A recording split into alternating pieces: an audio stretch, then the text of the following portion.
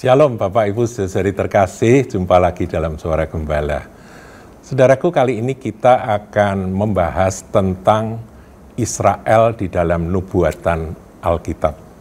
Kita tahu bahwa negara Israel atau bangsa Israel itu sempat tercerai-berai sampai lebih dari 1000 tahun, ya, 1900 tahunan saudaraku mereka tercerai-berai. Dan mereka nggak punya tanah, nggak punya negara, nggak punya pemerintahan, ya itulah nasib dari bangsa Israel.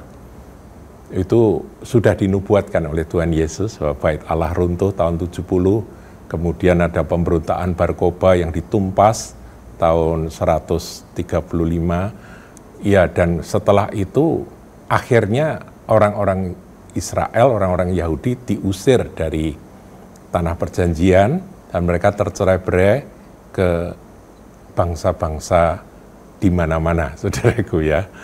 Dan itu beranak pinak dari generasi ke generasi sampai zaman modern, menjelang zaman modern. Nah, kita akan lihat saudara, kalau kemarin kita membahas tentang Gog Magog di Yehezkiel 38 dan saya sempat singgung bahwa dahulu sebelum tahun 48, para penafsir Alkitab sepinter apapun akan mengalami kebingungan. Menafsirkan kok Israel bisa dikeroyok oleh negara-negara yang disogok Magog dan sekutunya itu. Nah, ini kan sesuatu yang membingungkan pada zaman itu.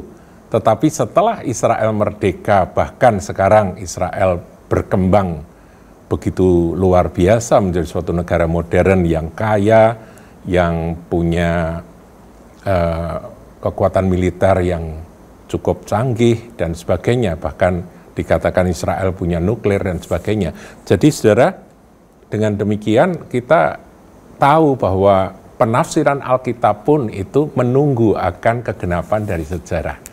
Nah, sebelum 38, pasal 38 yang berbicara tentang Gog Magog dan sekutunya, segala bangsa yang mengepung dan menyerang akan Israel, tapi kemudian Tuhan yang melawan mereka. Sebelum itu, saudara, kita akan lihat pasal 37. Menarik sekali, pasal 37 itu menceritakan tentang kebangkitan Israel, itu judul di dalam Alkitab LAI kita. Tentunya saudara ngerti, Yehezkiel 37 itu kisahnya tentang Yehezkiel diperintahkan untuk bernubuat, berkata-kata kepada tulang-tulang kering yang berserakan. Ya, ini saya bacakan saudara. Ayat 1. Lalu kekuasaan Tuhan meliputi aku dan ia membawa aku keluar dengan perantaraan rohnya dan menempatkan aku di tengah-tengah lembah, dan lembah ini penuh dengan tulang-tulang. Ia membawa aku melihat tulang-tulang itu berkeliling-keliling dan sungguh amat banyak bertaburan di lembah itu. Lihat, tulang-tulang ini amat kering. Jadi tulang-tulang yang amat kering. Nggak ada kehidupan sama sekali. Lalu ia berfirman kepadaku, hai anak manusia, dapatkah tulang-tulang ini dihidupkan kembali?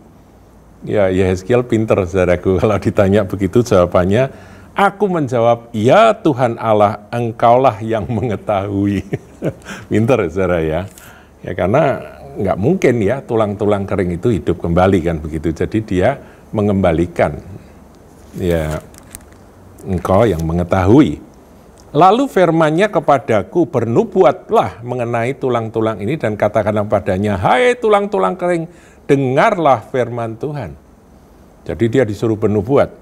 Beginilah firman Tuhan Allah kepada tulang-tulang ini, aku memberi nafas hidup di dalammu supaya engkau hidup kembali. Aku akan memberi urat-urat kepadamu dan menumbuhkan daging padamu. Aku akan menutupi kamu dengan kulit dan memberikan kamu nafas hidup, supaya kamu hidup kembali dan kamu akan mengetahui bahwa akulah Tuhan. Nah, ayat 7, Yehezkiel taat ya. Ketika dia bernubuat dikatakan, lalu aku bernubuat seperti diperintahkan kepadaku dan segera sesudah aku bernubuat, kedengaranlah suara, sungguh suatu suara berderak-derak dan tulang-tulang itu bertemu satu sama lain. Saudara bisa imajinasikan ya, tulang-tulang kering itu tiba-tiba bergerak, suaranya berderak-derak dan kemudian mereka nyambung satu sama lain. Sedang, ayat 8, sedang aku mengamat-amatinya, lihat, behold, urat-urat ada dan daging tumbuh padanya. Kemudian kulit menutupinya, tapi mereka belum bernafas. Nah, saudaraku, ini adalah gambaran dari Israel. Kalau kita mundur ke belakang, saudaraku ya, bagaimana negara Israel modern ini bisa terbangun dan akhirnya menjadi sebuah negara. Itu awalnya tahun 1897, seorang yang bernama Theodor Herz, seorang jurnalis Austria, mulai menggerakkan sebuah gerakan aliyah, yaitu orang-orang Yahudi, dia gerakkan untuk kembali ke tanah perjanjian. Gerakan ini kemudian dikenal dengan gerakan, dengan istilah gerakan Zionisme. Ya, mereka disebut kaum Zionis. Zion itu adalah Yerusalem, ya, mereka kembali ke sana gitu. Nah, dan itu berlangsung terus. Theodor Herz itu tokohnya yang kemudian ada satu tokoh lagi, seorang ahli biologi dari Rusia, ya. Jadi orang Yahudi di Rusia kan banyak, saudaraku ya, zaman-zaman itu di Eropa juga banyak sekali. Namanya Chaim Azriel Weizmann. Nah, dua orang tokoh inilah yang menggerakkan dari berbagai penjuru di Eropa maupun di negeri Balkan, di di Rusia juga, mereka kembali. Tentunya bahwa gerakan mereka kembali itu juga didorong, didesak oleh adanya penolakan dari bangsa-bangsa setempat terhadap kelompok-kelompok komunitas Yahudi ini. Jadi mereka memang tidak disukai, saudara. Saya pernah bertanya, mengapa kok orang Yahudi itu dibenci oleh bangsa-bangsa di mana mereka menumpang gitu ya. Ya karena mereka itu eksklusif, jadi tidak disukai, salah satunya karena itu. Dan mereka juga pandai berbisnis dan menguasai akan beberapa posisi penting di dalam bisnis sehingga menimbulkan rasa tidak suka dari bangsa setempat. Itu salah satu alasannya. Nah, kemudian mereka ya karena tidak disukai, kemudian ada gerakan seperti ini, mereka memimpikan akan adanya satu tanah air sendiri.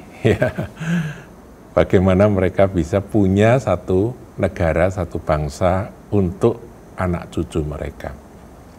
Jadi Theodor Herz itu jurnalis dari Austria dan juga Chaim Azriel Weizmann.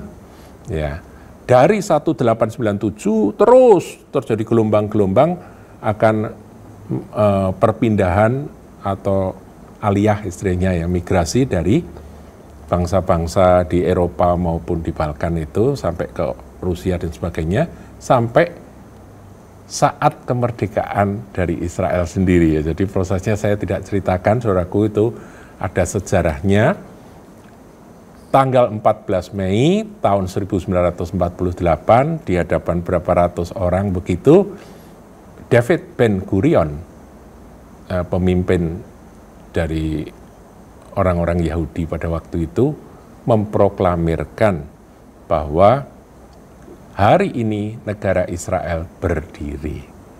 Nah, saudaraku, kemudian Amerika Serikat mengakui, itu yang pertama kali mengakui berdirinya negara ini, dan besoknya mereka perang ya, melawan negara-negara yang ada di seputar mereka. Nah, itulah kisah daripada berdirinya negara Israel. Nah, sejak saat itu, kegenapan dari apa yang difirmankan oleh Tuhan Yesus, perhatikanlah, kalau pohon ara itu mulai bertunas, daunnya mulai melembut, ranting-rantingnya mulai muncul, perhatikanlah musim panas sudah dekat. Nah, itu ditafsirkan tahun 48, 14 Mei tadi.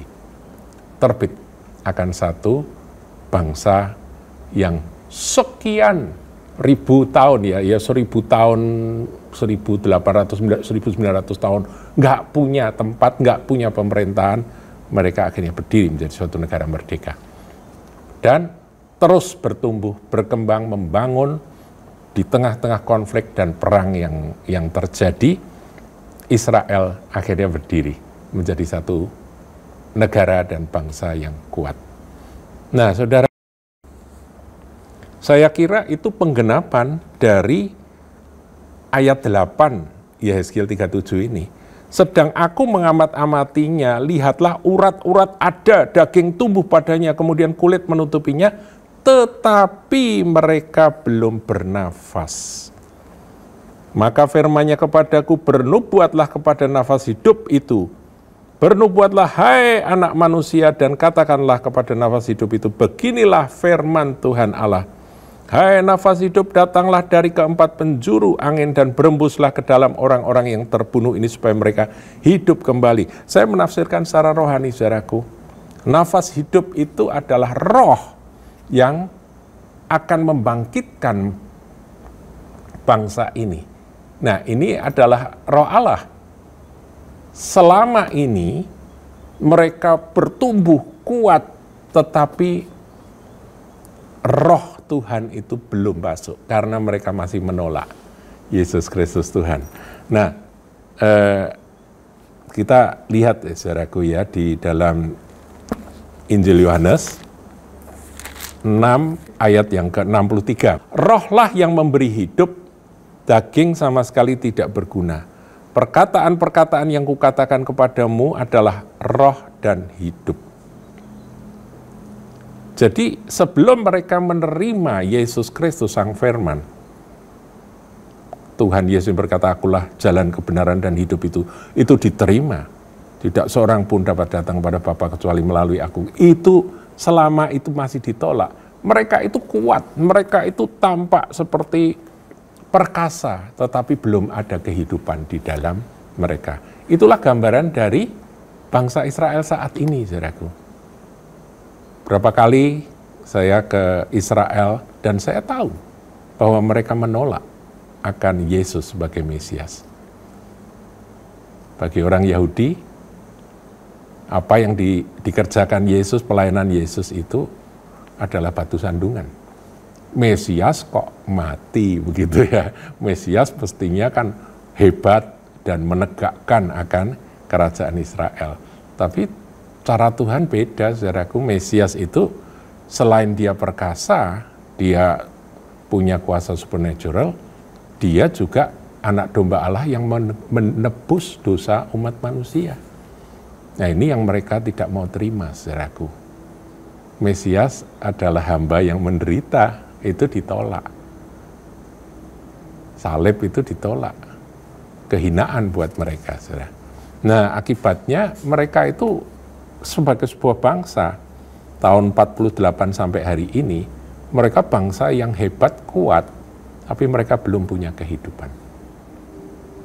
Secara rohani, mereka belum punya akan roh yang menghidupkan itu.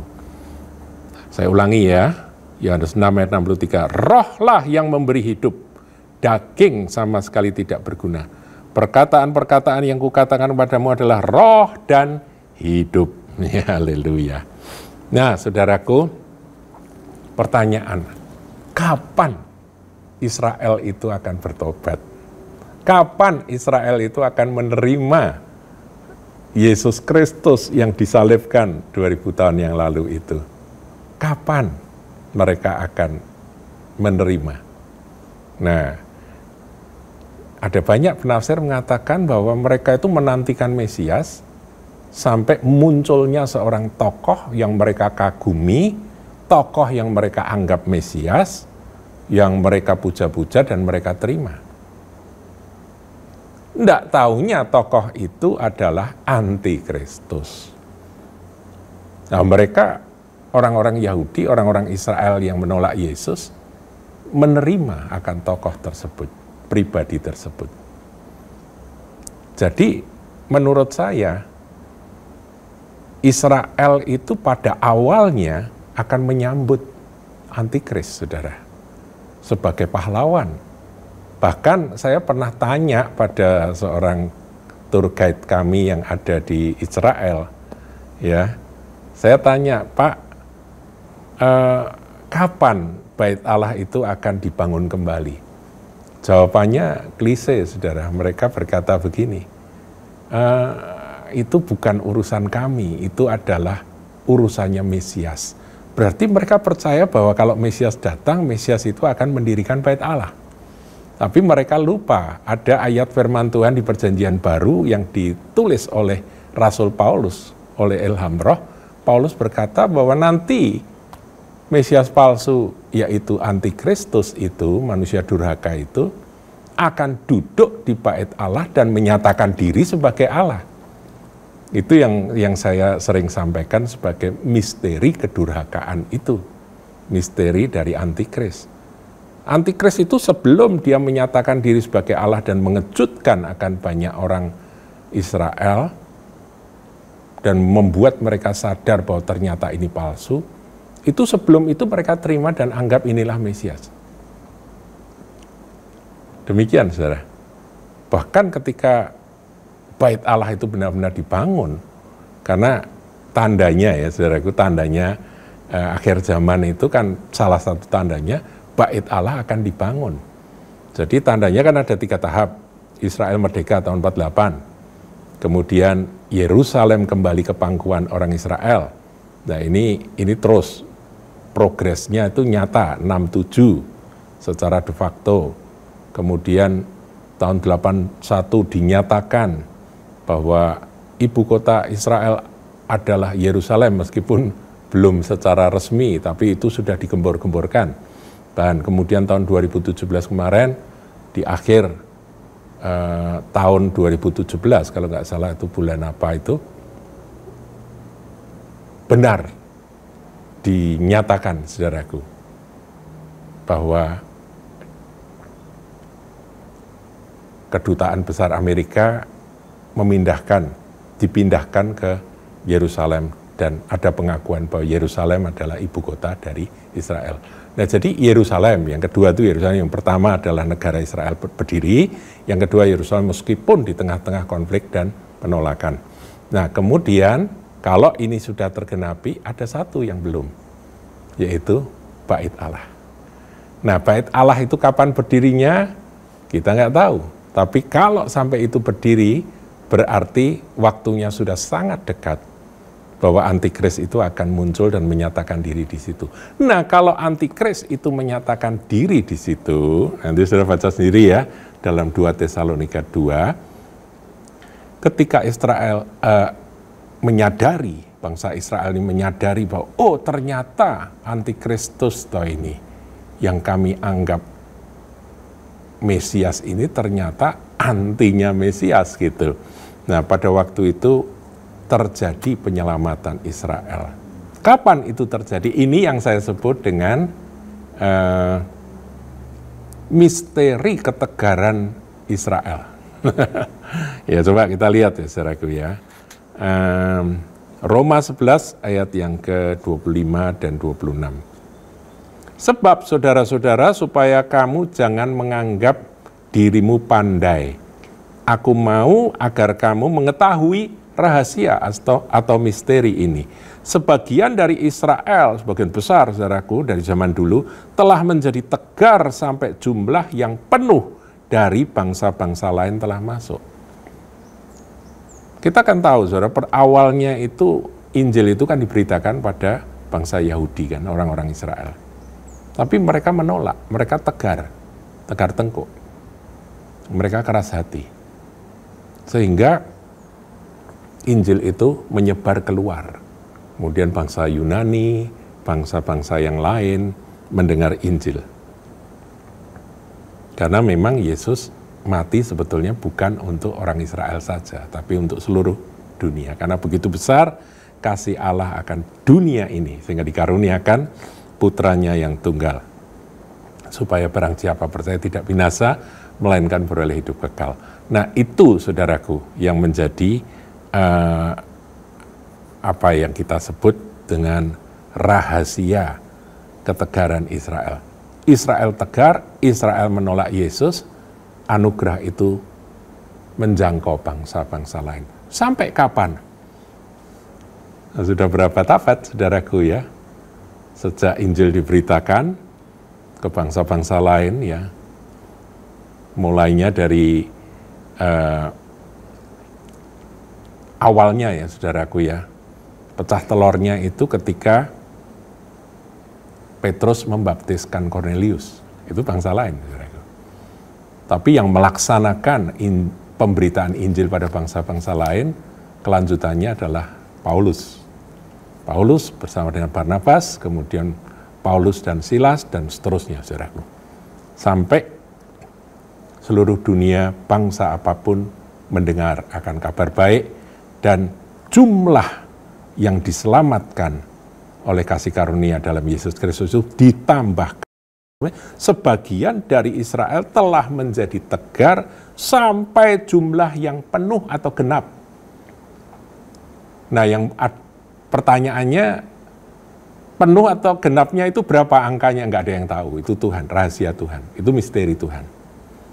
Tuhan terus menambahkan jumlah orang-orang yang diselamatkan dari bangsa-bangsa lain, dari Goyim, bangsa-bangsa non-Yahudi. Setelah itu ayat 26, saudara lihat, dengan jalan demikian seluruh Israel akan diselamatkan.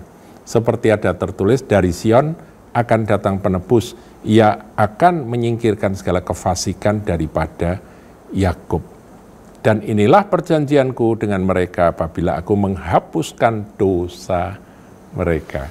Jadi kesadaran itu justru datang pada waktu sudah genap bangsa-bangsa lain masuk. Jadi kesempatan bagi bangsa-bangsa non-Yahudi, non-Israel ini ditutup oleh Tuhan, baru Tuhan nanti akan berpaling dan kasih karunia itu akan melawat umat Tuhan secara jasmani, yaitu bangsa Israel. Ya, kasih setia Tuhan akan dinyatakan nanti di akhir zaman seperti itu, saudaraku.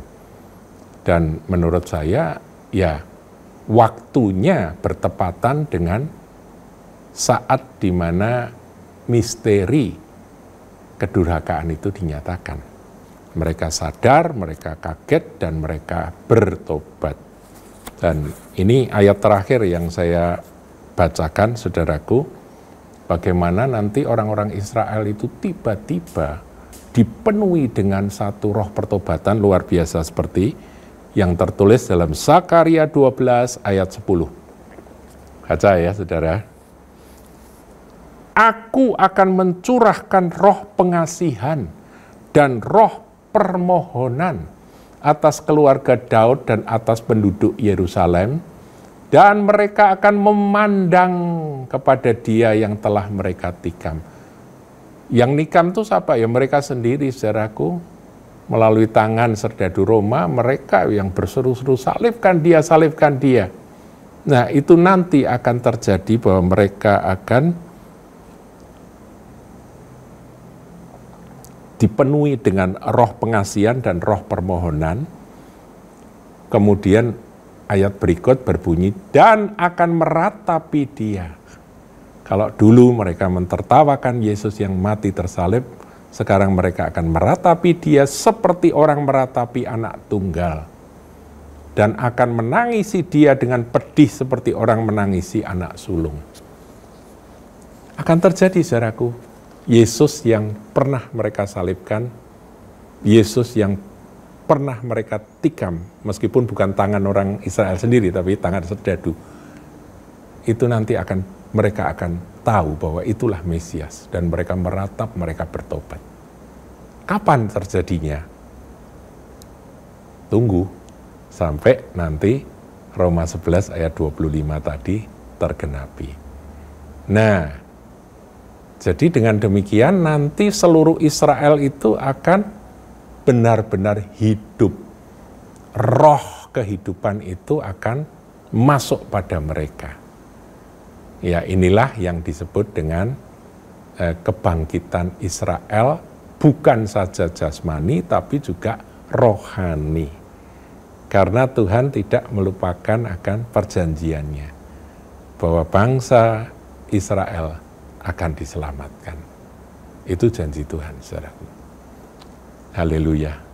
Kira-kira seperti itulah gambaran dari peristiwa sebelum adanya pasal Gog Magog di Yehezkiel 38, yaitu Yehezkiel 37. Tuhan Yesus memberkati.